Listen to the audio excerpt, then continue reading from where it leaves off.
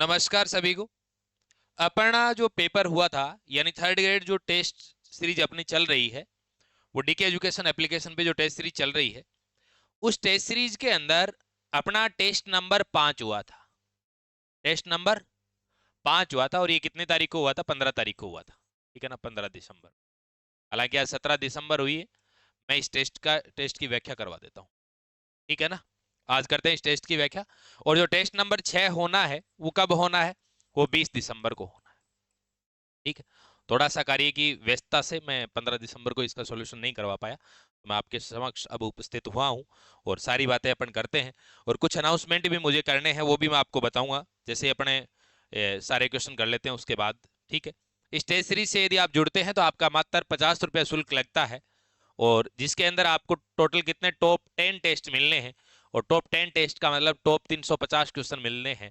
और 350 क्वेश्चन का अपना टारगेट ये है कि आपके मैथमेटिक्स के जितने भी क्वेश्चन है ना, आल जितने भी टाइप के क्वेश्चन बनते हैं टॉपिक से, वो सारे क्वेश्चन आपके कवर हो जाए।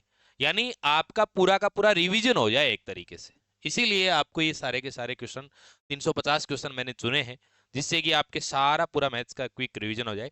और मैं तो ये चाहता हूं कि आपका 10 जनवरी को लास्ट पेपर होना है, 10 नंबर टेस्ट होना है, वो 10 जनवरी तक आपके सारे टेस्ट हो जाएंगे। तो आप 11 और 12 जनवरी को एक बार पुनः ये 10 टेस्ट के अंदर 350 क्वेश्चन हैं, इनके 1.5 गुना या 2 गुना स्पीड के अंदर आप एक बार सारी चीजें एक बार वापस रिकॉल करें, ताकि क्या है कि आपकी परीक्षा के अंदर बेहद बेहद उपयोगी रहने वाली ये क्लासेस और ये क्वेश्चन। ठीक है, तो चलें अपन। आइए, पहला क्वेश्चन आपकी स्क्रीन पे आपको नजर आ रहा है। टू द पॉइंट अपन चलेंगे। ठीक है, किसी प्रकार की अनर्गल बातें नहीं तो मुझे करनी है, नहीं आपको सुननी है। आइए, सबसे छोटी संख्या क्या है जिसे 12, 15, 18 और 20 से विभाजित करने पर प्रत्येक स्थिति में शेष 3 बचता है? और बाकी डिटेल से यदि मैं बात करूंगा तो क्वेश्चन करवाने के बाद में आपको बताऊंगा। ठीक है ना, जैसे अपने 30 क्वेश्चन हो जाते हैं, शिक्षण विधि क्वेश्चन स्टार्ट होंगे, उससे पहले मैं आपको थोड़ी जानकारी दूंगा। ठीक है, सबसे छोटी संख्या क्या है जिसे 12, 15, 18 और 20 से विभाजित करने पर प्रत्येक स्थिति में 3 बचता है? अब सुनिएगा, यानी ये संख्याएं हैं, इसमें प्रत्येक स्थिति के अंदर 3 बचता है। इसका मतलब 174 यदि ये होगी तो ये इससे पूरी पूरी विभाजित होगी। ये 183 हो गई, ये 267 में से घटाएंगे 264 हो गई, और 183 में से 3 घटाएंगे 180 हो गई। ठीक है, ये संख्याएं विभाजित होनी चाहिए। ठीक है, मतलब इसमें 3 शेष बच रहा है, इसका मतलब 3 3 घटा दिया, ये पूरा पूरा विभाजित होना चाहिए। अब सुनो, 12, 15, 18 और 20 का एलसीएम निकालते हैं। ठीक है, बड़ी संख्या देख लो एक बार। ठीक है, ठीक है, बड़ी संख्या 20 है। अब देखो 20 में इन सब का भाग नहीं जा रहा, तो 20 का दुगुना कर लो 40, 40 में भी नहीं जाएगा। 60, 60 में भी 12, 15 इसका चला जाएगा, 18 का नहीं जाएगा। ठीक है, फिर 20 चौक 80, 80 में भी नहीं जाएगा। 20 5 100, उसमें भी नहीं जाएगा। 20 6 120, इसमें चला जाएगा क्या? आपको गुरु जी 15 का जा रहा है, 12 का जा रहा है, 18 का नहीं जा रहा। ठीक है, तो 20 7 140 में भी नहीं जाएगा। 20 8 160 में भी नहीं जाएगा। 20 9 180 में चला जाएगा, 180 में चला जाएगा। ठीक है, क्यों? क्योंकि 180 में 12 की जा रहा है, 15 का भी जा रहा है, 18 का भी जा रहा है, 20 का भी जा रहा है, इसका मतलब 180 है। तो इसका मतलब ये रही 180, तो आपका राइट आंसर 183 हो गया। 183 में इन सब से भाग देंगे तो प्रत्येक कंडीशन के अंदर 3 शेष बचेगा। इसका राइट आंसर आपका रहेगा 4 नंबर विकल्प आपका राइट रहेगा। चलो अगले क्वेश्चन की तरफ आइएगा। अगला क्वेश्चन बड़ा प्यारा क्वेश्चन है कि प्रथम 50 प्राकृत संख्याओं का योग ज्ञात कीजिए। ठीक है, बहुत अच्छा कॉन्सेप्ट बताता हूं, ना सूत्र रटने की आवश्यकता है ना कुछ और है। ठीक है, यानी जब मैं आपको कहूं कि ऐसी श्रेणी हो, कोई ऐसी श्रेणी हो, ठीक है, जिसका सार्वय अंतर समान हो। बोलो क्या हो? सार्वय अंतर समान हो। क्या हो? सार्वय अंतर समान हो। तो उस कंडीशन के अंदर मैं आपको एवरेज निकालना बताता हूं। क्या निकालना बताता हूं? औसत निकालना बताता हूं। मैंने क्या बताया? ये कॉन्सेप्ट बेहद बेहद महत्वपूर्ण कॉन्सेप्ट है, समझना चीजों को। मैं कह रहा हूं ऐसी श्रेणी जिसका सार्वय अंतर समान हो। गुरुजी बात समझ में नहीं आ रही। सार्वय अंतर समान हो इसका मतलब क्या है? सब में अंतर समान हो। इसका मतलब यदि मैं बात करूं सार्वय अंतर समान हो, जैसे मैंने कहा 1 2 3 4 5 इस तरीके से, तो आप मुझे ये बताओ, ये श्रेणी है, इसमें सार्वय अंतर यानी सभी के बीच का अंतर, ऑल ओवर डिफरेंस इक्वल है। यदि मैं आपको ये कह दूं ये सीरीज ऐसे होती 20 25 30 35 ये, ठीक है, में भी सार्वयंतर समान है। यदि मैं आपको कह दूं सम संख्याएं हैं लगातार, उसमें भी सार्वयंतर समान है। मैं कह दूं लगातार विषम संख्याएं सार्वयंतर समान है। मैं कह दूं लगातार अभाज्य संख्याएं, क्या सार्वयंतर समान है? आपको नहीं नहीं सर। ठीक है, तो सुनिएगा, समझ गए। इस कंडीशन के अंदर इनका औसत निकालने के लिए प्रथम पद प्लस अंतिम पद निकालो। प्रथम पद आपको पता होता है श्रेणी का, अंतिम पद भी आपको पता होता है, आप सीरीज में देख लेंगे, और बटे 2 कर दोगे तो ये आपका जो निकल कर आया है, ये आपका निकल कर आएगा एवरेज। ठीक है, और यदि आप योग जानना चाहते हैं कि भाई उस श्रेणी का योग क्या है, तो आपने औसत तो निकाल ही लिया, क्योंकि ये एक ऐसा तरीका है कि इससे बड़ा इजी वे में हो जाता है। औसत, औसत का मतलब प्रत्येक पद की जगह वही वैल्यू आ गई, तो औसत इंटू पदों की संख्या कर दो। ये कोई सूत्र नहीं है, ठीक है, ये नीचे वाला कोई सूत्र नहीं है, ठीक है, ये याद करने वाली कोई चीज नहीं है। आपको सिर्फ ये औसत ध्यान में रखना है कि प्रथम पद प्लस अंतिम पद बटे 2। अब मैं आता हूं इस प्रश्न पे। इसने कहा कि प्रथम 50 प्राकृत संख्याओं का योग ज्ञात करो। मतलब प्रथम 50 प्राकृत संख्याओं का मतलब क्या हुआ? पहली प्राकृत संख्या 1 2 3 4 इस तरीके से डैश डैश डैश डैश करके कितनी? 50। और इनका आपसे क्या पूछ रहा है? योग पूछ रहा है। क्या इसका मतलब? योग पूछ रहा है, योग पूछ रहा है, ठीक है, योग पूछ रहा है, ये आपसे चाहता है, ये चाहता है। इसका मतलब मैं इसका एवरेज निकालूंगा, तो मैं एवरेज तो इसका ऐसे निकालूंगा कि एवरेज कैसे निकलेगा भाई? एवरेज का गुरु पहला पद 1, अंतिम पद 50 बटे 2, यानी आपने कहा 51 बटे 2 निकाल दिया। ठीक है, यही तो निकालोगे। इसका मतलब आपने क्या निकाल दिया गुरुजी? हमने निकाल दिया 25.5। ठीक है, इसका अर्थ ये हुआ कि ये 50 पद है, सबकी जगह 25.5 होगा, यही तो होता है एवरेज। ठीक है, अब आपको निकालना है इनका योग, तो इसका मतलब एवरेज का मतलब सब जगह 25.5 हो गए, कितनी जगह? 50 जगह, तो 25.5 इंटू क्या कर दोगे? 50। अब क्या आपको ये सूत्र रटना पड़ा क्या? नीचे वाला नहीं, आपको तो एक ही चीज याद रखनी है कि ऐसी कोई सीरीज हो जिसमें सार्वयंतर बराबर हो, तो उसमें प्रथम पद प्लस अंतिम पद बटे 2 करते हैं। अब आप करोगे इसको, मल्टीप्लाई करोगे, तो सीधी सी बात दशमलव से ये 0 कट गया।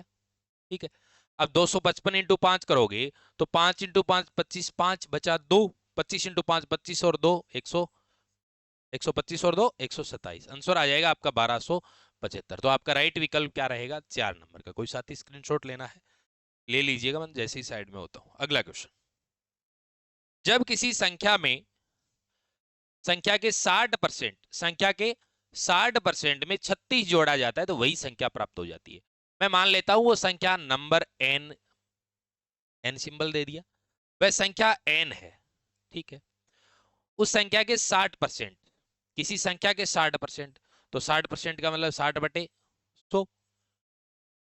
ठीक है, या फिर मैं ऐसे लिख सकता हूं 60 बटे 100 का मतलब क्या? 0 से 0 कट गया, 3 बटे 5। मैं इसको ऐसे भी लिख सकता हूं कि संख्या के 3 बटे 5 में 36 जोड़ा जाता है, 36 जोड़ दिया तो वही संख्या प्राप्त होती है, नंबर n प्राप्त होता है।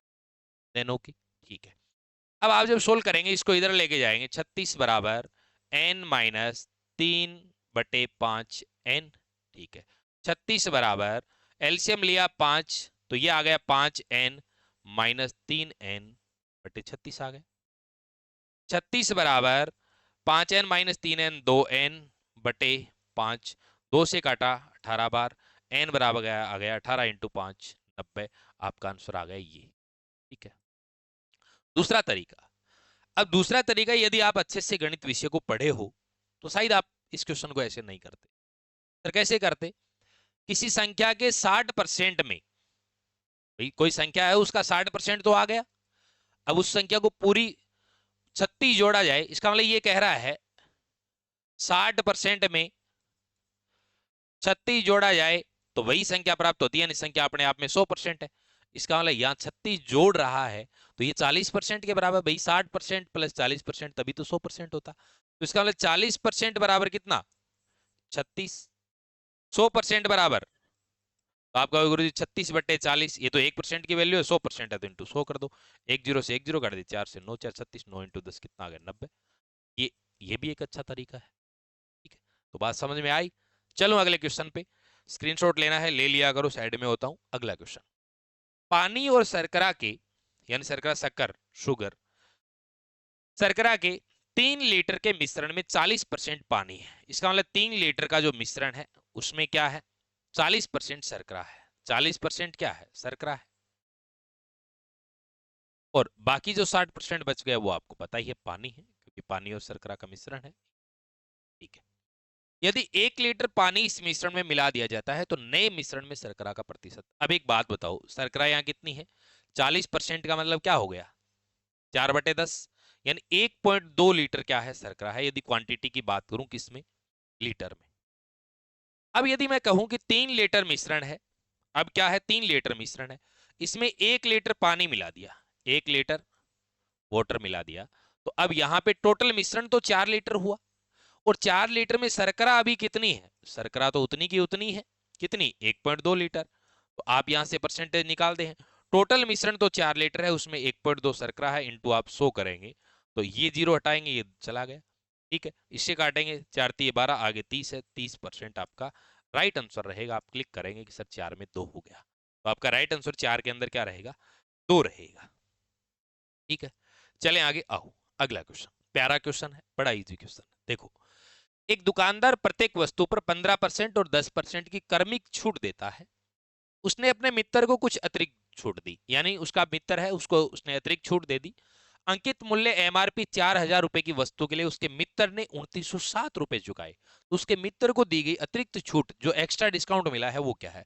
अब सुनिएगा, एमआरपी जो आपको दिया हुआ है वो कितना है, आप कहोगे गुरुजी एमआरपी है वो है हमारा 4,000 रुपया, कितना है, 4,000 रुपए एमआरपी है। ठीक है, अब क्या कर रहा है, वो क्या कर रहा है, कर्मिक छूट क्या दे रहा है, आप कहोगे कि गुरुजी कर्मिक छूट दे रहा है ना, वो कितनी दे रहा है, वो यानी सबको कर्मिक छूट दे रहा है, वो पहले तो 15% दे रहा है और बाद में क्या दे रहा है, 10% ये दे रहा है। ठीक बात। अब आप मुझे बताओ कि सामान्यतः जो छूट देगा वो कितनी देगा, 4,000 के ऊपर छूट दिया कितनी, भाई 15% है। 15% का मतलब क्या होता है, 15% का मतलब होता है 3/20, कितना, 3/20। ठीक है, इसका मतलब 20 में 3 की छूट दे दी तो बोलो क्या आ गया, 17/20। ठीक है, 10% का मतलब क्या होता है, 1/10, या 10 के ऊपर 1 का छूट दे दिया, 9/10। ये छूट दे के कितने में बेच रहा है। ठीक है, अब आप कहोगे कि गुरु जी चलो इसको सोल्व कर ले, भाई आप कहोगे 1 0 1 0 1 0 1 0, 2 से काटा 20। ठीक है, आप यहाँ पे क्या करेंगे, भाई 17 × 9 कितना आएगा, या फिर ऐसे कर दो, यहाँ कर दो आप 17 × 9 तो 46, सॉरी अरे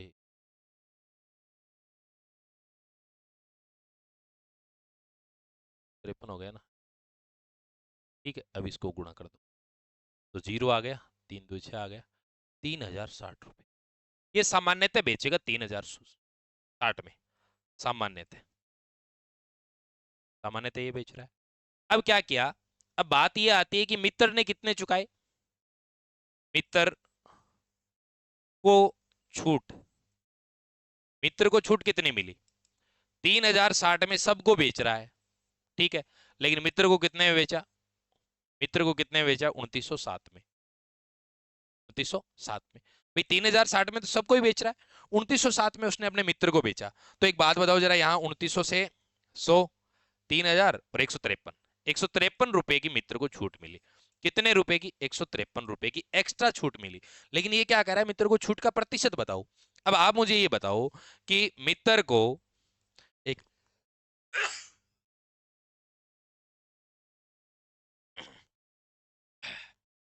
मित्र को कितनी छूट मिली, 153। अब मित्र को जो छूट मिली है, मित्र को प्रतिशत छूट 153 रुपया मिले, किसके ऊपर, 3,060 पे मिली, इंटू तो मित्र को तो 3,060 के ऊपर ही मिली है, तो यहां से कैलकुलेट कर दो सीधा सीधा। आप कहोगे गुरुजी 1 0 से 1 0 काट दो, और ये काटेंगे तो 153 इंटू 2 306 होते हैं, और 2 से 10 काटेंगे बोलो कितना, 5%। तो आपका राइट विकल्प जो रहेगा वो रहेगा आपका 5, 5 के अंदर आपका 3 नंबर विकल्प। ठीक है, चलो अगले क्वेश्चन की तरफ आओ। अगला क्वेश्चन, कर्मिक बट्टों 25%, 20% और 15% के समतुल्य एकल बट्टा क्या होगा, मतलब इन सबको हटा के एक समतुल्य बट्टा क्या दिया जाए। अब सुने, 25% का मतलब होता है 1/4, 20% का मतलब होता है 1/5, 15% का मतलब होता है 3/20।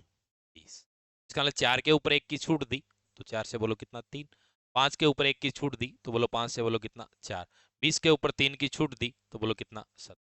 ऑल ओवर तो यही मिला ना, तो आप करेंगे 20 इंटू 500, 100 इंटू 4 400। ठीक है, 4 3 12 या फिर 17 4 68, 68 इंटू 3 8 4 24 का 4, 2 6 8 204, ये तो मिला। अब आप ऑल ओवर देखते हैं तो 400 के ऊपर 400 पर कितने की छूट 196, 400 के ऊपर 204 है तो 196 इंटू 100, 2 जीरो से 2 जीरो, 4 4 16, 3 9 4 36, 49%। आप इनकी जगह क्या लिख सकते हो 50%। कौन सी एकल छूट, एकल छूट। तो आपका राइट आंसर क्या हो जाएगा 49%। है में 3 हो जाएगा। कोई साथी स्क्रीनशॉट लेना चाहे तुरंत ले लिया करो। अगला क्वेश्चन, 2400 को ए और बी के बीच इस प्रकार बांटा जाता है कि ए का 4/9 हिस्सा बी के 2/3 हिस्से के बराबर है। इसका मतलब ये कहता है कि ए का 4/9 हिस्सा बी के 2/3 हिस्से के बराबर है। क्वेश्चन इजी है, सारे इस तरह के क्वेश्चन देने पड़ते हैं। तो यहां से आप निकालेंगे तो आप जरा कैंसिल आउट करेंगे, ये काट दिया 2 बार, ठीक है 2 2 4, ये काट दिया 3 से 3 बार। ए के बटे में किसको ले आता हूं बी को ले आता हूं, ये 3 इधर चला जाएगा, बटे में 1 आ जाएगा, मतलब 3:1 में बांटेगा। ठीक है, टोटल कितना है, टोटल 3 और 1 4, 4 के बराबर है 2400। तो 1 यूनिट के बराबर कितना आ गया, आपको गुरु जी 1 यूनिट के बराबर आ गया 600। ठीक है, अब आपसे क्या चाहता है बी का हिस्सा, अपन तो सबका ही निकाल देगा। ये 6 दिए 1800 रुपए और ये हो जाएगा 600 रुपए। तो आपका राइट आंसर क्या हो जाएगा 600 रुपए किस में, ए का 4/9 बी के 2/3 हिस्से के बराबर है। ठीक है, और ए और बी के ए का 4/9 हिस्सा बी के 2/3 हिस्से के बराबर है। तो अपन ने क्या किया भाई, ये 2 से 2 काट दिया, और सॉरी हाँ ये 3 जा रहा है, 3 के बटे में 2 भी है ना, अरे अरे रुको रुको, ये 3 इधर चला गया, ये बी बटे में आ गया, तो 2 भी इधर बटे में जाए 2। ठीक है, टोटल 5 यूनिट, माफी चाहूंगा 5 यूनिट बराबर कितना 2400। 1 यूनिट बराबर कितना आ जाएगा, 1 यूनिट बराबर आएगा 5 4 20, बचा कितना 440, 480, 1 यूनिट बराबर आ गया 480। ठीक है, अब आपको क्या चाहिए, अब आपको ये चाहिए, तो 480 इंटू 3, ये चाहिए नहीं लेकिन नीचे वाला चाहिए। ठीक है, तो 0, 8 3 24 का 4 2, 8 3 24 का 4 बचा 2, 4 3 12 2, 1440 रुपये तो किसका हो जाएगा ए का हो जाएगा। बी का पूछ रहा है तो 480 इंटू 2 बराबर कितना आ जाएगा 960 रुपये। तो आपका बी का पूछ रहा है तो आपका राइट आंसर हो जाएगा ए। ठीक है, मैंने क्या 2 ऊपर छोड़ दिया था, तो आपका राइट आंसर क्या हो जाएगा 1 नंबर विकल्प। चलो अगले क्वेश्चन में आओ, एक्स की आय y की आय से 10% अधिक है तथा y की आय z की आय से 20% कम है। इसका मतलब ये क्या कह रहा है कि x की आय है, x की आय है, ये बोला है इसने। ठीक है, x की आय y की आय से 10% अधिक है, किसकी y की आय से 10% अधिक। इसका मतलब 1/10, 10 के ऊपर 1 अधिक, इसकी 10 है तो इसकी बोलो कितना है 11, ये 10 है तो बोलो ये कितनी है 11। ठीक है, और z की बोल रहा है तो z का नई लाइन में और ले लेंगे। अगला बोल रहा है y की आय z की आय से 20% कम है, 20% का मतलब 1/5। तो यदि 5 z की है तो इसकी y की कितनी है 4 है, तो इसका मतलब 5 z की है तो y की कितनी है 4, ऐसे ही निकालते हैं रेशियो। ठीक है, यहाँ क्या लिखूंगा 10 लिखूंगा, यहाँ इधर क्या लिखूंगा 4 लिखूंगा, 11 4 44, 10 4 40, 10 5 50। ठीक है, और आगे सरल कर लो इसे, आप करेंगे तो देखिए 2 से कट रहा है क्या 22, 2 से कट रहा है 20, 2 से कट रहा है 25, इसके अलावा और भी कट रहा है क्या, आगे नहीं कट रहा 22 20 25, तो आपका राइट आंसर आ जाएगा। ठीक है, 8 में आपका क्या हो जाएगा 3 हो जाएगा। चलो आगे आओ, एक थैले में 2 रुपए 1 रुपए और 50 पैसे के सिक्के हैं। ठीक है, एक थैली में 2 रुपए 1 रुपए और 50 पैसे के सिक्के हैं, मतलब ये क्या कहना चाह रहा है 2 रुपए और क्या कह रहा है 1 रुपए और क्या कह रहा है 50 पैसे, 50 पैसे को मैं पी लिख देता हूं। ठीक है, ये रेशियो दे रखा है। सिक्के क्रम से 6:7:15 में है। अब ये क्या है, इनकी संख्या का रेशियो है ये, संख्या।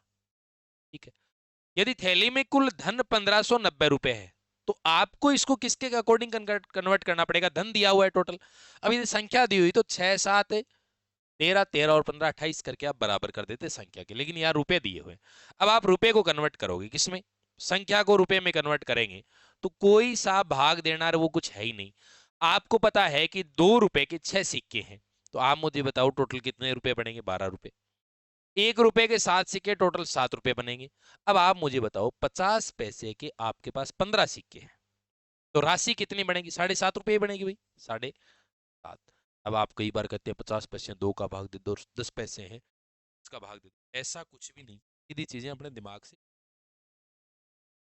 अब ये कह रहा है नीचे वाली वैल्यू करते हैं बराबर। ये देखो 12, 7, 19, और 19 और 7.5, तो 19 और 7 तो कितने होते? 26 और 0.5, 26.5 यूनिट बराबर कितना हो गया? 1590। आपको 1 यूनिट की वैल्यू निकालनी है। 1 यूनिट की वैल्यू निकालो, 1590 बटे क्या हो गया? 26, 5, दशमलव हटाया ऊपर एक, कैंसिल आउट करो, 5 से कट जाएगा क्या?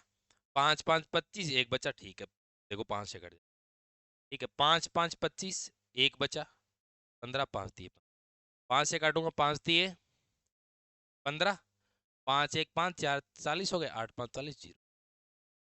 अब जरा एक काम करो, 6 बार कट जाएगा क्या? 6, 3, 18 का 8, 60 आ जाएगा। 6, 3, 18, 8, 1, 6, 5, 30, 60 आ गई 1 यूनिट की वैल्यू। अब आपको क्या कह रहा है? जो कह रहा है वो बताओ। 50 पैसे के सिक्कों की संख्या आप कह रहे 15 है, 15 इंटू 60 बराबर 900 है, कितनी है? 900 है। जो क्वेश्चन के आपसे पूछता कोई भी वैल्यू, 1 यूनिट की वैल्यू 60 है, आपसे पूछता 1 रुपए के सिक्कों की संख्या, 7 इंटू 60, 420। आपसे पूछा 1 रुपए की धनराशि, तो 60 इंटू 7, 420। 2 रुपए के आपके सिक्कों की संख्या पूछता, 60 इंटू 6, 360। 2 रुपए की यदि राशि पूछता तो 12 इंटू 60, 720। ओके, चलो आगे। अगला क्वेश्चन, 10 नंबर का क्वेश्चन। कितने वर्षों में एक निश्चित धनराशि 20% साधारण ब्याज की दर से स्वयं की 4 गुनी हो जाए? क्या कह रहा है? स्वयं की 4 गुनी, मतलब कोई धन 100 रुपया है तो वो 100 से कितना हो जाए? 400 रुपये हो जाए। और ये ब्याज नहीं है, ये अमाउंट है, मिश्र धन है, और ये मूलधन है। अब इसमें क्या लगता है? आरटी, तो 20% तो बोल रहा है ये, और समय टी लगेगा। भाई मिश्र धन, मूलधन से चाहे मिश्र धन बने चाहे ब्याज बने, हमेशा दर और समय की आवश्यकता होती है। अब आप मुझे ये बताओ, आप जानते हैं कि सर ब्याज होता है ना, यानी आरटी बराबर क्या होता है? ब्याज होता है। आरटी बराबर ब्याज होता है। अब आर का मान तो दे रखा है आपको 20%, टी आपको कैलकुलेट करना है, ब्याज कितना है आप मुझे बताओ। मिश्र धन 400 रुपया, मूलधन 100 है, तो ब्याज कितना रुपए है? 300 रुपए। टी बराबर निकालोगे तो 300 के बटे में क्या आ गया? 20 आ गया। एक जीरो से एक जीरो काट दिया, मतलब 15 वर्ष क्या है? समय है। जो कि आपका राइट आंसर 10 में क्या हो जाएगा? 3 हो जाएगा। 10 में क्या हो जाएगा? 3 हो जाएगा, मतलब 15 वर्ष। चलो आगे आओ। अगला, यदि किसी धन का 8% की दर से 5 वर्ष में साधारण ब्याज 8% की दर से 5 वर्ष में साधारण ब्याज 640 रुपए है। आप जानते हैं 8% की दर से 5 वर्ष का ब्याज कितना बनेगा? आरटी, यानी 40% क्या है? ब्याज है। 40% क्या है? ब्याज है। अब आप कहोगे गुरु जी ब्याज 640 है, तो 40% के बराबर कितना? 640। जीरो से जीरो काटा, 1% की वैल्यू कितनी आ गई? 16। आपको मूलधन चाहिए तो 100% बराबर कितना हो जाएगा? 1600 रुपए मूलधन हो जाएगा। जो आपका आंसर ये रहा। तो 11 में आपका राइट आंसर क्या रहेगा? 2 नंबर का विकल्प रहेगा। चलो आगे आओ। अगला, 5% प्रति वर्ष चक्रवृद्धि ब्याज दर तथा वार्षिक ब्याज दर तथा वार्षिक चक्रवृद्धि से मूलधन तथा कुल धन में n वर्षों बाद क्या अनुपात हो? बड़ा इजी क्वेश्चन है, देखो। मूलधन अनुपात क्या कह रहा है? कुल धन, कुल धन, कुल धन, यानी ये क्या हो गया? अमाउंट हो गया एक तरीके। मिश्रधन हो गया भाई, कुल धन तो मिश्रधन ही होता है। मैं कह दूं ये मूलधन P है, ठीक है। यहां क्या करूंगा? P 1 + R/100 की पावर, ऐसे ही लिखूंगा। कोई डाउट नहीं है यहाँ पे। अब P मूलधन है, तो अभी ये क्या कह रहा है भाई, P तो मैं P ले लेता हूं, ठीक है, अनुपात मूलधन P हो गया 1 प्लस R का मान कितना है 5% बटे क्या है 100। आगे समय क्या कह रहा है n वर्ष कह रहा है, निकाल देंगे। अब जरा देखिएगा, P से P कट गया, यहाँ 1 अनुपात, यहाँ 5 से काटूंगा 20 बार तो 20 और एक 21, 21 बटे 20 की पावर n है, तो ये 21 की पावर भी n हो गया और 20 की पावर भी n हो गया, ऐसे भी लिख सकता हूँ। ये इधर आ जाएगा 20 की पावर n अनुपात 21 की पावर n, ये इसका रेशियो निकल कर आएगा, जो आपके किस ऑप्शन में है, 3 नंबर ऑप्शन में है, 20 की पावर n अनुपात 21 की पावर n। 12 में आपका राइट आंसर 3 नंबर विकल्प हो जाएगा। चलो आगे, आइए अगला। कुछ धन 2 वर्षों में 800 रुपए सरल ब्याज देता है, 800 रुपए 2 वर्षों में सरल ब्याज देता है। समान धन समान ब्याज दर पर 2 वर्ष में 900 रुपए चक्रवृद्धि ब्याज देता है, तो मूलधन ज्ञात करो। अब देखो 2 वर्षों की बात कर रहा है, एसआई की बात कर रहा है। आप मुझे बता सकते हैं कि 2 वर्षों में 800 मिल रहे हैं, तो सीधी सी बात है कि दोनों वर्षों का साधारण ब्याज बराबर होगा। आप कहेंगे गुरुजी 400 प्लस 400 कहेंगे, लेकिन मैं बात करूं सीआई कंपाउंड इंटरेस्ट की, तो आपको कंफर्म पता है कि समान धन है और समान ब्याज दर है, तो पहले वर्ष का तो एसआई और सीआई बराबर ही होता है। तो मैंने 400 लिखा 400। अब ये कह रहे 2 वर्ष में टोटल 900 है, तो बाकी बच गए वो कितने होंगे, यहाँ 500 होंगे। अब यहां से आपको क्या पूछा है, रेट पूछा है, तो 400 से 500 बढ़ा, 400 के ऊपर कितना बढ़ा 100 बढ़ा, इनटू क्या कर देता हूँ 100, 2 जीरो से 2 जीरो काट दिए, बोलो कितना आ जाए, 100 में 4 का भाग दूंगा, बोलो क्या जाए 25%। ठीक है, तो रेट जो आपकी निकल कर आई है वो क्या होगी, चक्रवर्ती ब्याज देता है, तो मूलधन ज्ञात करो। रेट कितनी आ गई 25% आ गई ना, ठीक है। और अब मुझे आप ये बताओ 25% रेट आ गई, रेट निकाल दी 25%। अब आपसे कह रहा है कि मूलधन ज्ञात करो, क्या पूछा है मूलधन ज्ञात करो, ठीक है। मूलधन आपसे डायरेक्ट पूछा है, तो मूलधन अपन ज्ञात करते हैं। अब आप मुझे बताओ 25% रेट है, ठीक है, वह 2 वर्ष है, ठीक है, ठीक है, ये आर हो गया, ये टी हो गया। अब आप कहते हो सर साधारण ब्याज पढ़ते हैं तो आर टी बराबर ब्याज ही तो करते आए। अब क्या होगा 25% इंटू 2, 50% के बराबर 800 रुपए है, तो आपसे क्या चाहिए 100% बराबर, तो इसका दुगुना कर रहे हो थोड़ा सा रुपए कर दो, पहली बात तो ये, ठीक है। और यदि 1% बराबर करते तो 1% बराबर कितना था 16, 100% बराबर 1600, तो आपका आंसर ये आ जाता। इतना इजी है, कहीं तनाव लेना ही नहीं है। 13 में क्या हो जाएगा 2 हो जाएगा, ठीक। चलो आगे आओ, अगला। यदि हम किसी भिन्न को स्वयं से गुणा करें और गुणनफल को उसके व्युत्क्रम के वर्ग से भाग दें, तो प्राप्त भिन्न 3 सही 13/81 आती है। तो सुनिएगा जरा, मैं कोई भिन्न है उसको क्या मान लेता हूं, मैं मान लेता हूं वो भिन्न है a/b, माना है, ठीक। अब आप मुझे जरा एक बात बताओ, ये कह रहा है कि किसी भिन्न को स्वयं से गुणा करें, इसका मतलब a/b है, उसको a/b से गुणा करो, देन ओके। और गुणनफल को, ये जो गुणनफल है उसके व्युत्क्रम के वर्ग से भाग दें, तो a/b का व्युत्क्रम क्या हो जाता है b/a, और इसके वर्ग से भाग दें तो b स्क्वायर a स्क्वायर, तो बोलो क्या आ गया b स्क्वायर a स्क्वायर से भाग दें, बराबर ये आता है, ये आता है। तो इसको आप कैसे सोल्व करते हो भाई, 81 इंटू 3, तो 80 इंटू 3 240, और 3 हो गए 243, 243 और 13 256, 256 बटे 200, 256 बटे 81 आएगा। इसका मतलब आप क्या लिख दो 256 बटे 81, ये क्या हो जाएगा ए स्क्वायर बटे बी स्क्वायर, ऊपर बन गया ना ए स्क्वायर बटे बी स्क्वायर, और नीचे क्या है बी स्क्वायर बटे ए स्क्वायर, तो ये ए स्क्वायर ऊपर चला गया और बटे बी स्क्वायर आ गया, बराबर क्या हो 256 बटे 81। ये क्या हो जाएगा ए की पावर 4 बटे बी की पावर 4, बराबर 256 बटे 81। 256 को क्या लिख सकते हो भाई, 81 को तो लिख सकते हो आप 3 की पावर 4 लिख सकते हो, और ये लिख सकते हो आप 4 की पावर 4, पावर कट जाएगी तो ए बटे बी क्या आ गया 4/3। आपसे क्या पूछा मूल भिन्न क्या है 4/3, तो 14 के अंदर क्या हो जाएगा 3 नंबर विकल्प हो जाएगा आपको। चलो आगे आओ, अगला क्वेश्चन। एक प्राकृत संख्या का वर्गमूल उसी के वर्गमूल घनमूल का n है। प्राकृत संख्या नेचुरल नंबर, तो आप एक काम करो इसको x मान लो, ठीक है, माना, ठीक है।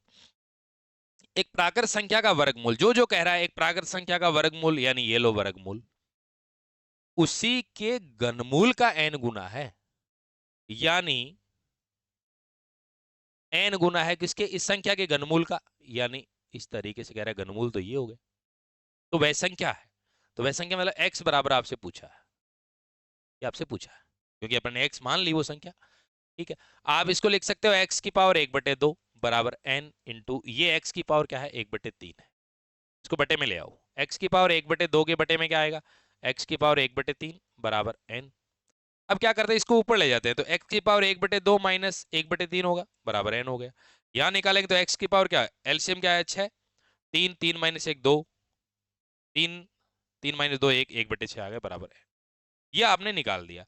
अभी आपको क्या पूछा है, x का मान पूछा है, तो दोनों तरफ घात 6 कर दो, दोनों तरफ घात 6 कर दो ना, क्या कर दो, दोनों तरफ घात 6 कर दो, जैसे ऐसे कर दो 6, ऐसे कर दो 6, तो क्या आएगा x की पावर 1/6 इंटू 6 तो x आ गया, ये x बराबर n की पावर 6, ये आपसे पूछा है।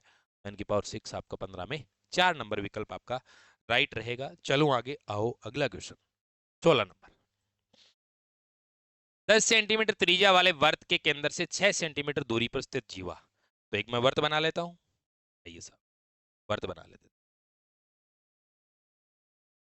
ठीक है, अब सुनो, ये क्या कह रहा है, ये आपको ये कह रहा है कि 10 सेंटीमीटर त्रिज्या वाले वर्त के केंद्र से, ठीक है, जैसे मैं यूं बोल दूं ये वर्त का केंद्र है, ठीक है, ये यदि मैं बात करूं 10 सेंटीमीटर त्रिज्या है, इसके वर्त के केंद्र से 6 सेंटीमीटर दूरी पर स्थित जीवा। अब यदि मैं जीवा की बात करूं, तो जीवा की बात करूं तो मैं जीवा खींच देता हूं एक, ठीक है, इधर ही ले लेता हूं, ठीक है, जैसे ये मैंने जीवा लिखी, ठीक है, ये है वो कितनी है, अब आपको गुरुजी ये दे रखा है हमें कितना है, 6 सेंटीमीटर दूरी पर है, 6 सेंटीमीटर दूरी पर है। अब आप मुझे ये बताओ कि यहां इस तरीके से मैं कह रहा हूं जीवा की लंबाई है, जैसे मैं इसको ओ लिख दिया, इसको ए लिख दिया, इसको बी लिख दिया और इसको सी लिख दिया, ठीक है, आपको ए बी का मान चाहिए जीवा की लंबाई, यानी आपको क्या चाहिए, ए बी का मान चाहिए, ए बी तो चाहिए आपको। अब सुने मेरी बात, अब मैं आपको ये कह दूं कि यदि मैं बात करूं कि आप मुझे ये बताओ, मैं यहां से एक लाइन मिला रहा हूं इस तरीके से, ये क्या है, इधर भी ले लो चाहे किधर भी ले लो, ये वर्त की क्या है, त्रिज्या है, 10 सेंटीमीटर त्रिज्या वाले, ये क्या है 10 सेंटीमीटर। अब यदि मैं बात करूं, ये जो आपका इस तरीके से ओ सी ए या फिर ओ ए सी या 90 डिग्री एंगल बनेगा, ये 6 सेंटीमीटर है, पाइथागोरस प्रमेय लगा दो ओ सी ए में या फिर ओ ए सी में, ठीक है, ओ सी ए में अपन क्या लगाएंगे, त्रिभुज ओ सी ए में पाइथागोरस प्रमेय लगाएंगे तो क्या होगा, एसी निकालेंगे तो एसी बराबर क्या आएगा, भाई ये 6 है ये 10 है, तो ये 6 सेंटीमीटर और ये 8 हो जाएगी, क्या हो जाएगी 8 हो जाएगी, तो इधर भी 8 ही होगी, दोनों बराबर भागों में बांटती है, ठीक है। तो 6 सेंटीमीटर का स्क्वायर क्या करेंगे 36, 8 का स्क्वायर 64, 36 और 64 10 का स्क्वायर 100 बराबर हो गए, पाइथागोरस प्रमेय से लंब स्क्वायर प्लस आधार स्क्वायर बराबर कर्ण स्क्वायर। एसी बराबर क्या आ गया 8 सेंटीमीटर। आपको चाहिए ए बी, तो क्या हो जाएगा 16 सेंटीमीटर। आपका आंसर किस में आ जाएगा, ये रहा आपका आंसर 16 सेंटीमीटर, क्या हो गया 16 सेंटीमीटर आपका करेक्ट आंसर। 16 में क्या हो जाएगा 4 हो जाएगा, ठीक है। चलो आओ अगला क्वेश्चन, यदि किसी त्रिभुज एबीसी में कोण ए का समद्विभाजक एडी है, जैसे मैं आपको कहा कि ये त्रिभुज एबीसी, ए बी और सी, कोण ए का समद्विभाजक, ये कोण है इसका ए का समद्विभाजक, ये है डी, ठीक है, एडी है, ये एडी हो गया।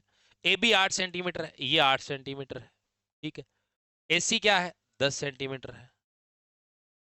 पीसी कितनी है, ये कितनी है, ये है आपकी 13.5 सेंटीमीटर। यहां तक आपसे क्या पूछ रहा है बीडी। अब एक बात बताओ मुझे, मैं तो ऐसे ही करूंगा कि ये ए कोण समद्विभाजक है, तो 8/BD बराबर क्या करूंगा 10/CD।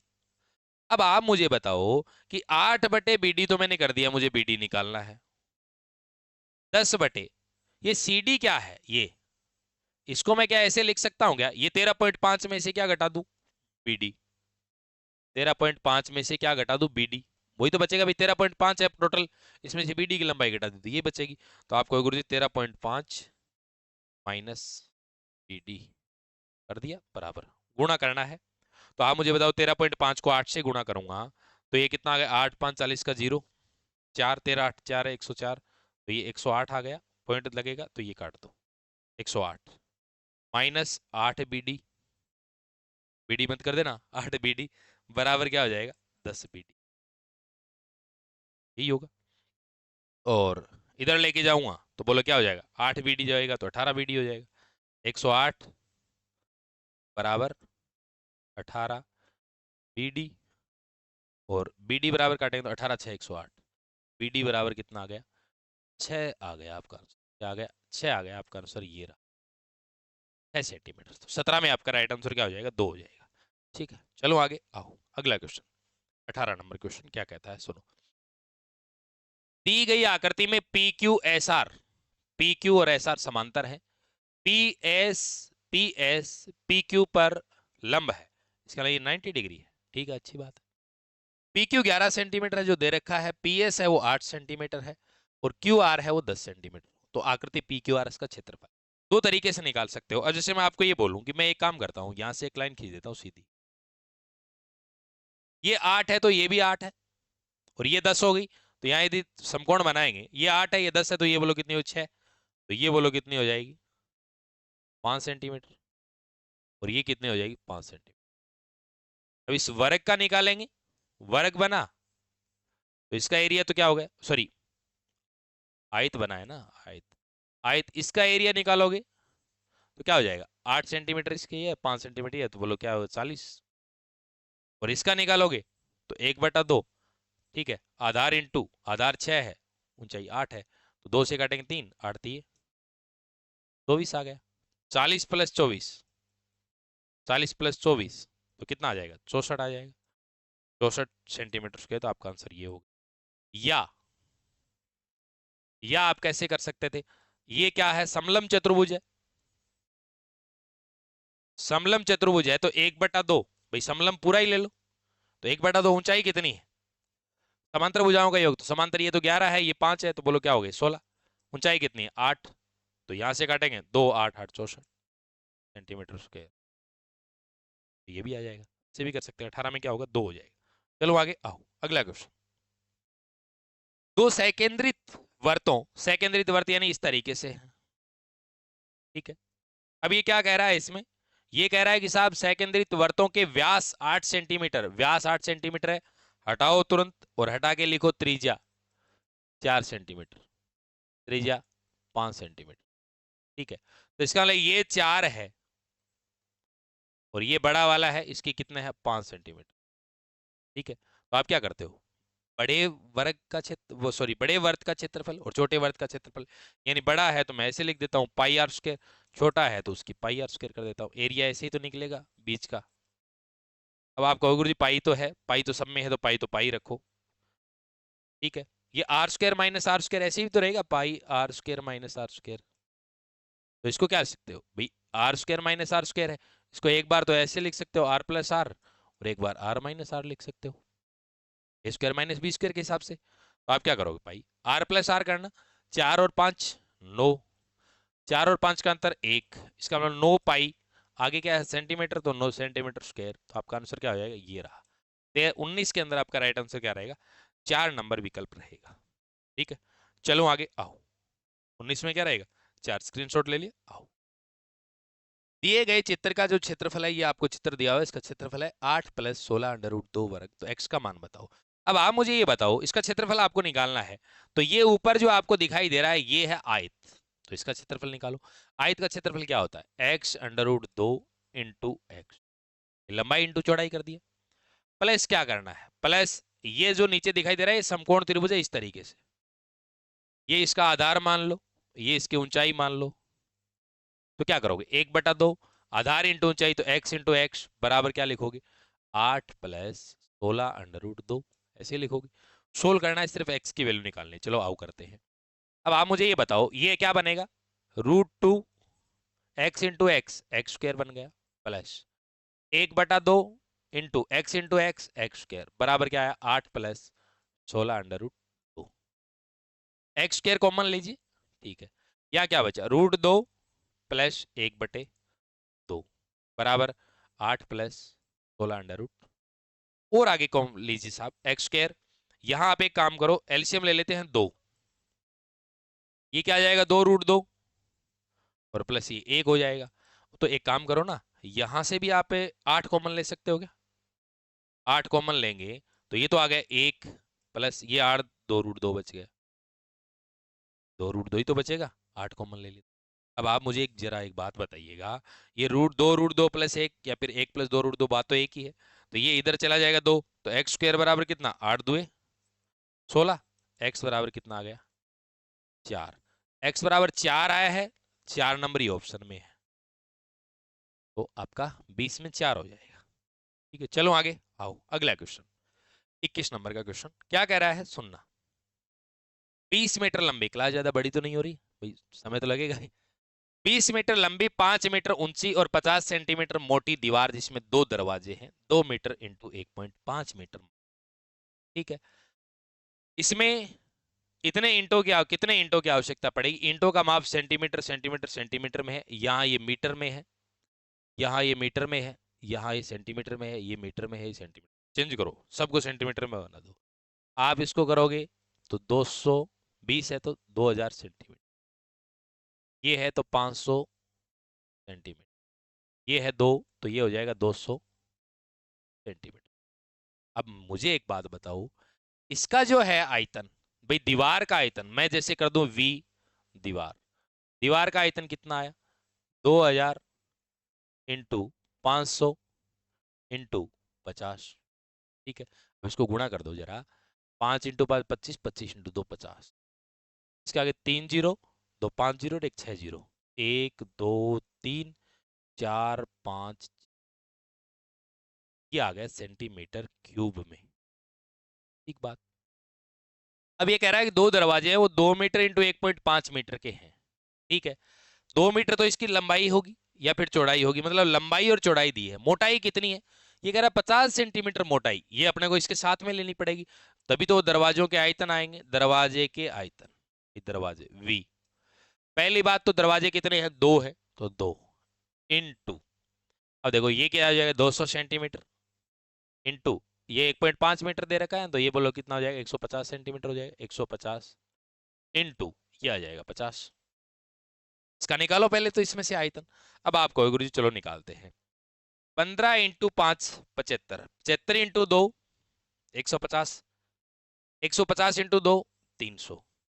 अब आगे जीरो कितने, 2 एक 3 और एक 4 जीरो है, 1 2 3 4 जीरो। ठीक है, अब देखो इसमें से माइनस कर दूं,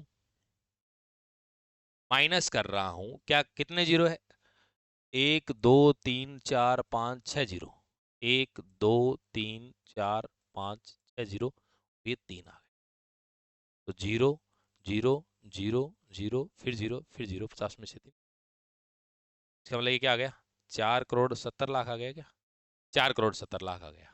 अब ईंटों की यदि बात करें, ईंटें, ईंटें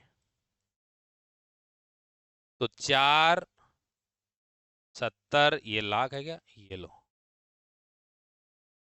ये आएगा नीचे जो माप लिखा है, क्या आएगा भाई 25 सेंटीमीटर, 25 इंटू क्या आएगा 16 इंटू क्या आएगा 10, इंटू की संख्या आ जाएगी। अब कैलकुलेट करो, सिर्फ कैलकुलेट करना है, सिर्फ कैलकुलेशन बची है। तो एक बात बताओ, जीरो से जीरो कट गया, ठीक है 25 से काटता हूँ, 25 से काट दे, 25 एक 25, बचा कितना 22, आगे एक जीरो और ले लूं तो ये हो गया 220, तो क्या लिखूंगा 25 8 है 220 बचा भाई, 25 8 220 बचा, फिर एक जीरो और ले लो, फिर 25 8 200, यहाँ तक आ गए जीरो, फिर कितने 3 जीरो और बचे 1 2 3 जीरो, ठीक है।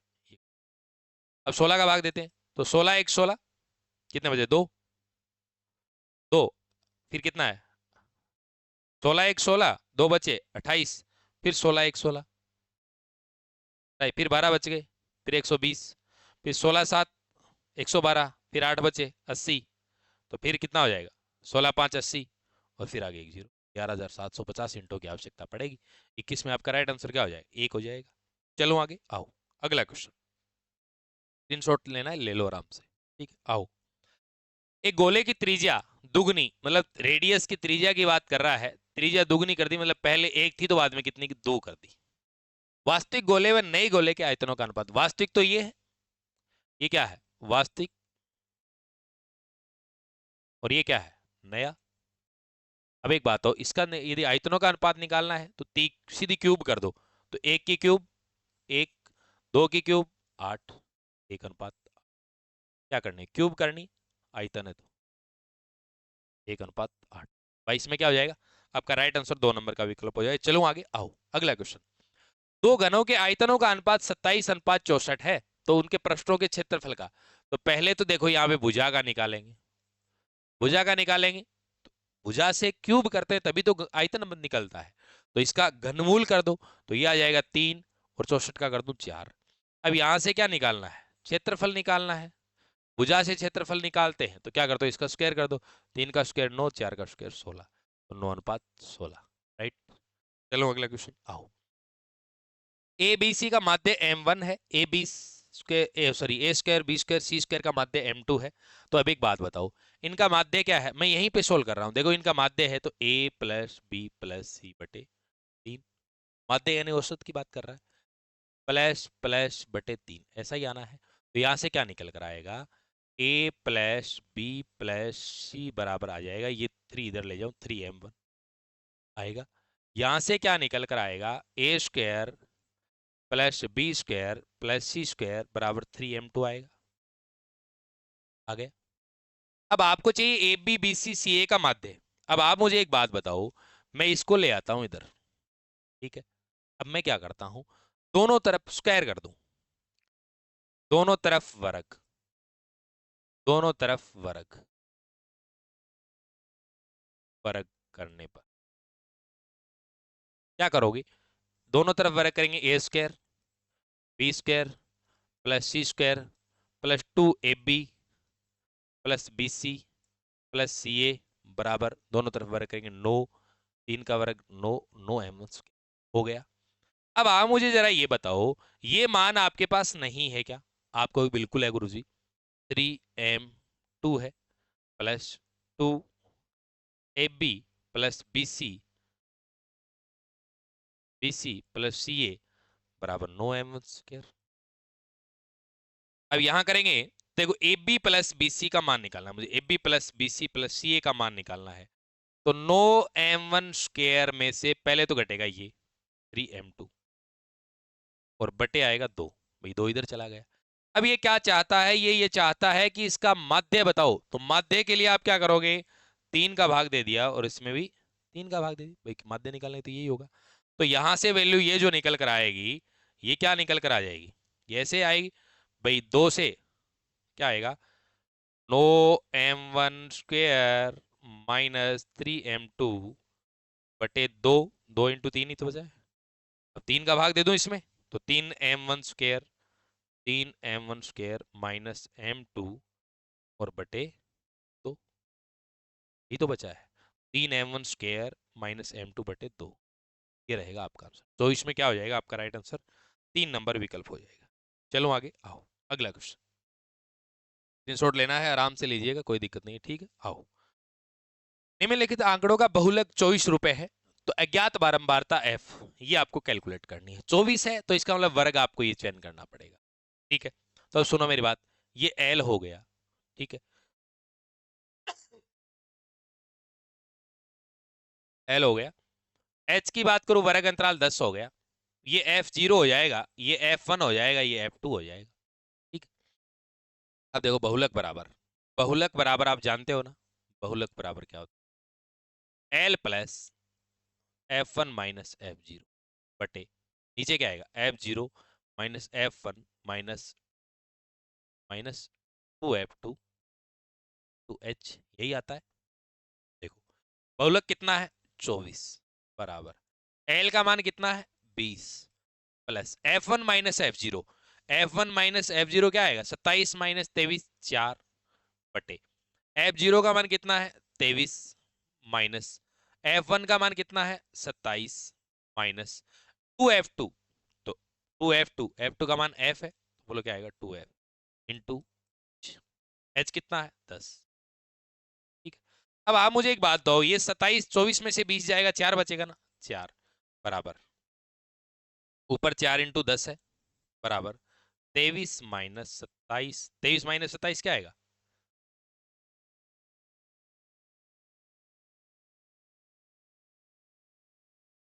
f1 minus f0 minus f2 होता है, ठीक है ना, ये तो होता है। 2f1, अरे अरे अरे माफी चाहूँ, ये ऐसे होता है 2f1 माइनस f0 माइनस, क्या होता है 2f1 minus f0 minus f, ठीक है ना। दोबारा लिखो इसको 2f1, तो 2f1 का मान तो 27 है, 27 इंटू 2 54, माइनस f0 का मान कितना है 23, माइनस f2 का मान f, ऐसे होगा, ठीक है। ये इधर आएगा तो 4 आ गया बराबर, ऊपर 4 इंटू 10 है, ठीक है। 54 में से 23 घटाऊंगा तो बोलो कितना आ गया 30 माइनस f। अब आप मुझे जरा एक बात बताओ, 4 से 4 कटेगा क्या, ये आ जाएगा इधर 31 माइनस एफ बराबर 10 हो गया, 10 इधर जाएगा 31 माइनस 10, एफ इधर प्लस का हो जाएगा, एफ बराबर क्या आ गया क्या आएगा। देखो भाई 2f1 minus f0 minus f2, मैं इस सूत्र को हमेशा लेता हूँ और ऐसे लिखता हूँ कि जो पहले है उसको f0, बीच में उसको f1, बाद में f2, ठीक है। अपन ऐसे काम में ले रहे हैं। 25 के अंदर क्या हो जाएगा 1 हो जाएगा आपका, राइट आंसर 25 में क्या हो गया 1 हो गया। चलो आगे आओ, अगला क्वेश्चन, कौन सा द्विआयामी आरेख नहीं है, वर्गाकार द्विआयामी है, आयताकार द्विआयामी, पाई चार्ट द्विआयामी, ये बहुदंडीय द्विआयामी आरेख नहीं है। बाकी के दो तीनों है 1 3 4, वो क्या है द्विआयामी आरेख। चलो आगे आओ, अगला अगला क्वेश्चन देखिए जरा, चलो देखो 21 से लेकर 40 में से एक संख्या यादृच्छिक रूप से चयन करने पर एक अभाज्य संख्या होने की प्रायिकता, प्रायिकता निकालूंगा तो टोटल तो कितनी है 21 से 40 कितनी हो गई 20 हो गई, अभाज्य संख्या क्या हो सकती है 21 नहीं है, 21 तो है, 22 को तो चेक ही मत करो, इस सम संख्या है तो दो एक ऐसी है, वो क्या है, मतलब इस तरीके से यदि आपको चेक करना हो ना ऐसे चेक मतलब 21 22, 22 नहीं, 23 23 अभाज्य संख्या है, 24 नहीं है, 24 को इनको छोड़ ही दो आप, दो और इनको 24, यानी दो एक मतलब ऐसी सम है जो अभाज्य है, इसके अलावा छोड़ो आप, जैसे 21 23, फिर आप 25 पे जाओ, 27 पे जाओ नहीं, फिर से आप 29 पे जाओ, फिर 31 पे, ठीक है, 33 छोड़ो, 33 क्या है भाज्य है, 35 भाज्य है, फिर बोलो क्या है 37, फिर आगे 39 है, मतलब ये 4 हो गई, 4/20, 1/5, आपका राइट आंसर ये रहेगा, 27 में 3 हो गया आपका, ठीक है। चलो आगे आओ, अगला क्वेश्चन, इसमें k का मान पूछा है, यहाँ 4 की पावर 97 माइनस 4 की पावर 96 माइनस प्लस 4 की पावर 95 बराबर k इंटू 4 की पावर 95, k दशमलव नहीं है इसका मतलब इंटू, ठीक है। तो एक काम करो, छोटी से छोटी घात क्या है 4 की पावर 95, इसको कॉमन ले लो, तो क्या क्या बचेगा 4 की पावर 95 कॉमन लिया तो बच क्या 4 की पावर 2, 4 की पावर 96 यानी 4 की पावर 1 बच गया तो बस, ठीक है, यहाँ 1 बचेगा बराबर k इंटू 4 की पावर, ठीक है। आप इसको ऐसे कर सकते हो, ये कट गया, 4 की पावर 2 16 माइनस 4 प्लस 1 बराबर के 16, और 16 में से 4 घटाया 12, 12 प्लस 1 13, k का मान कितना आ गया 13 आ गया, जो आपके 3 नंबर, इसमें आपका राइट आंसर क्या रहेगा 3 नंबर विकल्प रहेगा। चलो आगे आओ, 29 नंबर का, 16 माइनस एक्स की घात 6 plus 2x³ plus y³ minus y, बड़ा इजी वे में इस क्वेश्चन को करना है अपने को। देखो इसको अलग रखो, इसको अलग रखो, ये आपका जहां तक है ये ऐसे है कि a² plus 2ab plus b² जो कि किसका होता है a प्लस b का होल स्क्वायर, होता है या नहीं होता है, इसका मतलब मैं इसको लिख सकता हूं x की पावर 3 की पावर 2, और इसको लिख सकता हूं y की पावर 3 की पावर 2, ठीक है।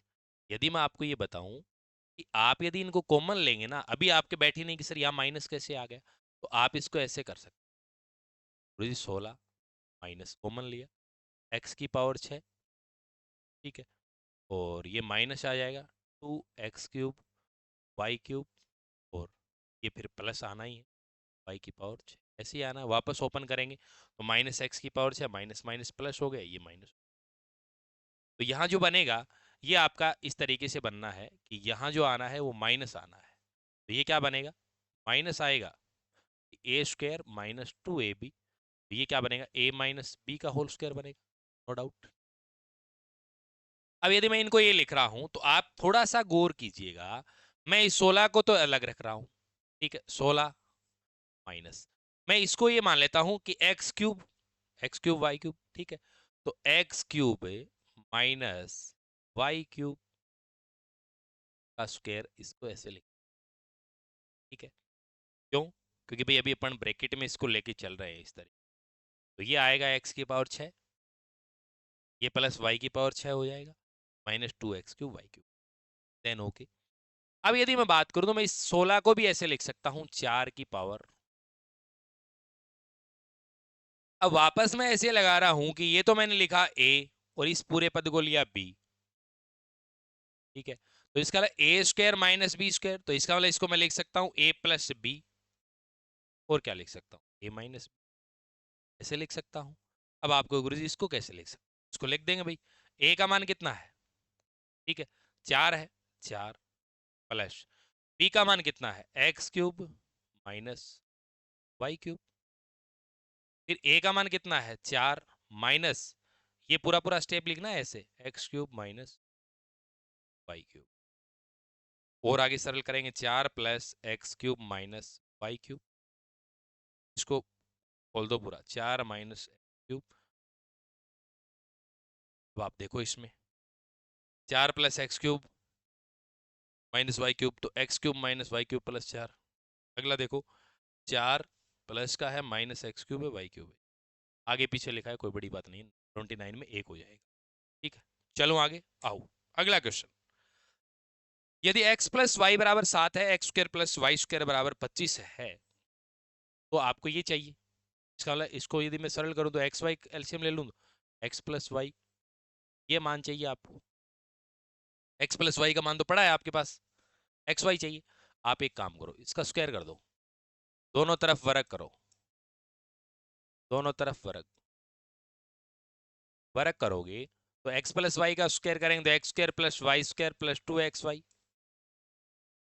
बराबर 49। X square plus y square का मान कितना है 25 प्लस 2xy बराबर 49। 2xy बराबर करेंगे तो 49 में से 25 जाएगा 24, एक्स वाई बराबर कितना आ जाएगा 12, एक्स वाई बराबर 12।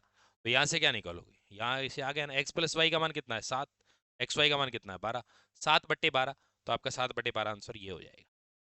30 के अंदर आपका राइट आंसर क्या हो जाएगा, 3 नंबर का विकल्प हो जाएगा। आइए आगे आपके लिए अनाउंस ये है कि यदि आप टेस्ट सीरीज से 2 मिनट मेरी बातों को सुन लीजिएगा, टेस्ट सीरीज से यदि जोड़ना चाहते हैं तो ये टेस्ट सीरीज आपका 50 रुपए शुल्क है, ठीक है। Top 10 test, top most 350 question, ठीक है। ये आपकी टॉपिक वाइज वाली है, पहले जो मैंने पहले चलाई थी, जिसके अंदर अभी 35 टेस्ट नहीं है, इसमें केवल 20 ही टेस्ट है। कितने 20 ही टेस्ट रखे हैं, ठीक है। शायद अब इसका 15-20 रुपए आपका चार्ज भी लग रहा है। ये आपकी 50 रुपए की टेस्ट सीरीज है, top most test series, top most 350 question. ये हमारी किताबें आती है, ये दोनों किताबें मेरी आती है और ये साजिद सर की आती है, और जल्द ही हमारी फर्स्ट ग्रेड किताब भी आने वाली, आप मानकर चलेंगे 9 वर्ष तक निकाल ही देंगे। ये कोर्स अवेलेबल है। इसके अलावा मैं इजी साइंस मोबाइल एप्लीकेशन पे भी मेरा साजिद सर के साथ में ही कोर्स चलता है, जहाँ पे वहाँ मेरा maths plus science combo course चलता है, जो विद्यार्थी साइंस भी पढ़े जो मैथ्स भी पढ़े, ठीक है। और यहाँ मेरे एप्लीकेशन जो मेरा डीके एजुकेशन एप्लीकेशन है उस पर मैथमेटिक्स का कोर्स चलता है। इसके अलावा अनाउंसमेंट करने ये जा रहा हूँ कि इस पुस्तक के यहाँ लिखे हैं कि ये जो भी इसके अंदर जो क्वेश्चन है, अभ्यास प्रश्न है, उन अभ्यास प्रश्नों की मैराथन क्लास डालेंगे, ठीक है। इजी साइंस यूट्यूब पे डाल दूंगा, ठीक है। इजी साइंस यूट्यूब पे डाल दूं, चाहे डीके एजुकेशन पे डाल दूं, आपको लिंक मिलना तय है, ठीक है। डालेंगे इजी साइंस एप्लीकेशन पे, यूट्यूब पे। इस बुक की जो मैराथन क्लास आनी है, जितने भी इसके टॉपिक है उनकी मैराथन क्लास आज कितनी तारीख हुई, 17 तारीख। घोषणा ये करने जा रहा हूं कि 18 दिसंबर से 10 जनवरी तक, 10 जनवरी तक कितने हैं, कितने दिन बचे हैं। 18 दिसंबर से यानी कल से मानकर चलें तो 14 दिन तो दिसंबर के रह गए आज के अलावा, और 10 दिन ये हो गए 24 दिन। 24 दिन में आपकी कितनी क्लासें आनी है, उसमें 17 टॉपिक हैं, जिसमें मापन वगैरह की क्लास आनी नहीं है। 15 क्लासें आपकी मैराथन क्लास आनी है, वो आपकी 2-2 3-3 घंटे की रहेंगी, जिसमें सारे पीवाईक्यू आ जाएंगे। तो आप वहां से एक क्लास, एक टॉपिक क्लास, एक क्लास, एक टॉपिक क्लास, ठीक है। तो वो भी आपको मिल जाएगा। आगे चलते हैं, आइएगा, ये रहा आपका क्वेश्चन। गणित की प्रकृति कैसी होती है, नेचर ऑफ मैथमेटिक्स तार्किक होती है। क्या होती है, तार्किक, लॉजिकल, सोचना पड़ता है, ठीक है। न तो कठिन है न अलंकारिक है, उसी विद्यार्थियों की सारी फालतू की बात है। अगला क्वेश्चन देखो। अब आप सोच रहे सर ऐसे क्वेश्चन आ जाते हैं क्या, जैसे आपने ये देखा, ये आपके जो थर्ड ग्रेड है ना, थर्ड ग्रेड के सिलेबस में तो आपके नहीं होगा टॉपिक प्रकृति वाला, लेकिन ये क्या है, सामान्य टॉपिक है जो आपके रीट में दे रखा है। तो सामान्य टॉपिक, सामान्य जो क्वेश्चन होता है, या मैं सामान्य क्वेश्चन की बात करूं, वो कहीं कभी भी पूछ लिया जा सकता है, ठीक है ना। आगे देखो अगला, विद्यालय पाठ्यक्रम के विषयों के शिक्षण एवं अधिगम में खोज उपागम को लोकप्रिय बनाने का श्रेय किसको जाता है? ये जेरोम ब्रूनर को जाता है, एक बार थर्ड ग्रेड में पूछा हुआ प्रश्न भी। ठीक, अगला क्वेश्चन, गणित शिक्षण में प्रायोजना विधि के सोपान का सही और तार्किक बताइए। मैं आपसे ये चाहता हूं कि सर्वप्रथम इसका विचार किसने दिया, ये कमेंट बॉक्स में आप जरूर बताएं, ताकि मुझे पता चले कि आप क्लास अच्छे से देखते हैं या नहीं देखते। सर्वप्रथम विचार किसने दिया? ठीक है, मैं आपसे पूछता चाहता हूं कि प्रोजेक्ट शब्द किसने दिया? ठीक है, ये दो बातें बता देना आप। ठीक है, बाकी आपको ये भी पता होना चाहिए कि प्रोजेक्ट विधि के विकासकर्ता कौन है, प्रोजेक्ट मेथड, और ये विधि वेरी वेरी इंपॉर्टेंट है, इंपॉर्टेंट, यहाँ से क्वेश्चन आना तय है, हो सकता है आपके ये सोपान वाला भी। गणित शिक्षण में प्रायोजना विधि के जो मैंने आपको 6 सोपान पढ़ाते टाइम बताई हैं, उसमें से ही आपके 6 के 6 दे दिए, सिर्फ चुनना है। प्रायोजना का चयन और उद्देश्य तय करना, ये बाद की बात है। प्रोजेक्ट का क्रियान्वयन, परिस्थिति उत्पन्न करना, सबसे पहले यदि आता है तो 1 नंबर पे आता है परिस्थिति उत्पन्न करना। परिस्थिति उत्पन्न हो गई, ठीक है, ऐसी परिस्थिति बनाए, उसके बाद प्रायोजना का चयन करें, यानी प्रोजेक्ट का चयन करें और टारगेट तय करें, तो 2 नंबर पे आता है ये। ठीक है, उसके बाद जब चयन कर लिया, चयन करने के बाद आपको उसकी क्या बनानी पड़ेगी, रूपरेखा तय करनी पड़ेगी, ये आता है रूपरेखा। और रूपरेखा तय करने के बाद क्रियान्वयन, ठीक है, कार्य करना पड़ेगा, तो ये आ गया आपका 4 नंबर। उसके बाद आता है प्रोजेक्ट का मूल्यांकन करना, और मूल्यांकन करने के बाद उसका अभिलेखन यानी लेखा जोखा करना, तो ये आता है 6 नंबर पे। तो सबसे पहले कौन सा आया? सी, फिर कौन सा है? ए, फिर कौन सा है? डी, ठीक है, फिर कौन सा है? बी, फिर कौन सा है? एफ, फिर कौन सा है? ई। तो C A D B F E, C A D B F E आपका 1 नंबर विकल्प भी हो गया। तो आपका 33 के अंदर आपका राइट आंसर क्या रहेगा? 1 नंबर विकल्प रहेगा। चलो आगे आओ, कौन सा कागज फ्लेनेल बोर्ड के पीछे चिपका होता है? रेजमाल कागज होता है। ठीक है, अगला चले। ठीक है, ये भी इंपॉर्टेंट क्वेश्चन है कि सीसी में व्यापकता का आशय, सीसी में व्यापकता का आशय है या नहीं? नहीं कह रहा है, तो विषयों की व्यापकता होती है, उपकरणों की व्यापकता होती है, दायरे की व्यापकता होती है, लेकिन प्रश्नों की व्यापकता नहीं होती। इसकी व्यापकता नहीं होती, प्रश्नों की व्यापकता ये नहीं होती। ठीक है, यानी जो सीसी के अंदर मैंने आपको तीनों बातें बताई, इन सब का मैंने तीनों का डिटेल्स भी बताया है। ठीक है ना। और इसके अलावा यदि आप कहेंगे कि सर पूरा जो शिक्षण विधि का जो डिटेल का कार्य है, तो वो मैं आपके पास 1000+ पर्सन आपके सामने लेके आ रहा हूं, और एक ही क्लास रहेगी, 10 घंटे 12 घंटे की जो भी रहेगी, एक क्लास रिकॉर्डेड क्लास आपके सामने रहेगी। तो प्यारे साथियों, बढ़िया तरीके से पढ़िएगा, और मैं आपको ये कहता हूं कि अंतिम समय में आपको इस टॉप 10 टेस्ट सीरीज को ज्वाइन करना चाहिए। पढ़ें कहीं भी, लेकिन मूल्यांकन आपका आवश्यक है। अब मेरे से पढ़ के कोई दूसरी जगह मूल्यांकन करें, कोई बड़ी बात नहीं है। मैं नहीं कहता मेरी टेस्ट ज्वाइन करो, कहीं भी करें, टेस्ट का अभ्यास आपको जरूर करना चाहिए। ठीक है, तो टेस्ट का यदि अभ्यास करेंगे तो यकीन मानिए कि बहुत अच्छी चीजें आपके सामने निकल। ठीक है प्यारे साथियों, मिलते हैं नेक्स्ट सेशन में, जो आपका टॉप 10 टेस्ट नंबर 6 रहना है, उसमें मिलते हैं। कल आपकी एक मैराथन क्लास रहेगी, संख्या पद्धति को बढ़िया तरीके से पढ़िएगा। ठीक है, मिलते हैं नेक्स्ट सेशन में, तब तक बने रहें, मस्त रहें, स्वस्थ रहें। जय हिंद, जय भारत। कमेंट करना ना भूलें, लाइक शेयर करना, सब्सक्राइब करना। धन्यवाद।